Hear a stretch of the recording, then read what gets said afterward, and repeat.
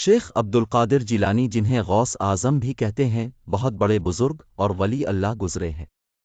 آپ کی ساری زندگی تبلیغ واشات اسلام میں گزری۔ بے شمار لوگوں نے آپ سے روحانی فیض حاصل کیا۔ آج بھی دنیا آپ کی تعلیمات سے فیض یاب ہو رہی ہے۔ آپ کو بچپن سے ہی علم حاصل کرنے کا بے پناہ شوق تھا۔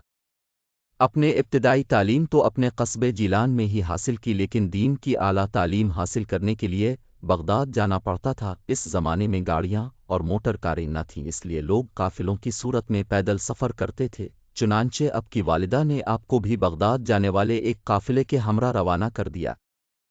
سفر پہ روانہ ہونے سے پہلے آپ کی والدہ نے آپ کو کچھ خوراک اور 40 اشرفیاں گزر اوقات کے لیے دیں۔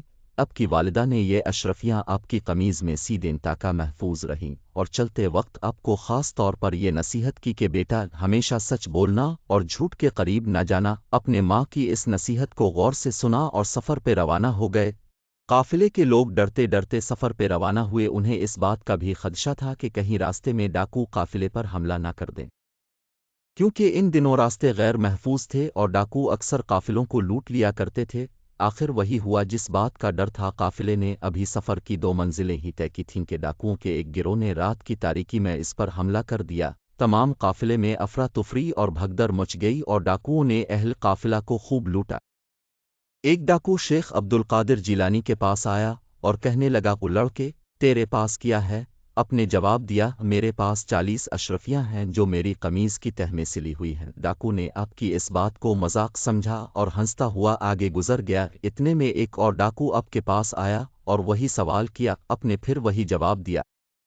وہ ڈاکو یہ جو اب سن کر حیران ہوا اور آپ کو پکڑ کر اپنے سردار کے پاس لے گیا۔ ڈاکو کے سردار نے تعجب سے آپ کو دیکھا اور پوچھا، لڑکے سچ مچ بتا، تیرے پاس کیا ہے؟ آپ نے وہی بات دہرائی۔ آپ کی یہ بات سن کر سردار کی حیرت کی انتہا نہ رہی۔ اپنی قمیض کی تہ کو کھولا تو پوری 40 اشرفیاں زمین پر گر پڑی۔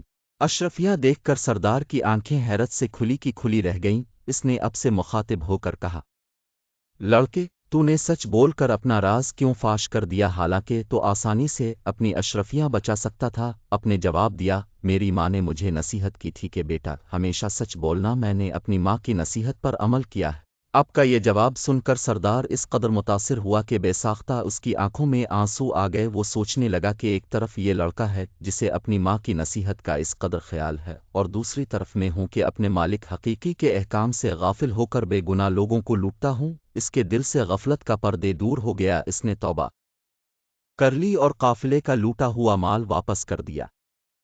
اس طرح اب کی سچائی کی بدولت ڈاکوؤں کی اصلاح ہو گئی اور وہ نیکی اور پرہیزگاری کی زندگی گزارنے لگے۔ اگر آپ کو یہ ویڈیو اچھی لگی اور مزید اسی ویڈیوز دیکھنا چاہتی ہیں تو چینل کو لائک اور سبسکرائب کر دیں۔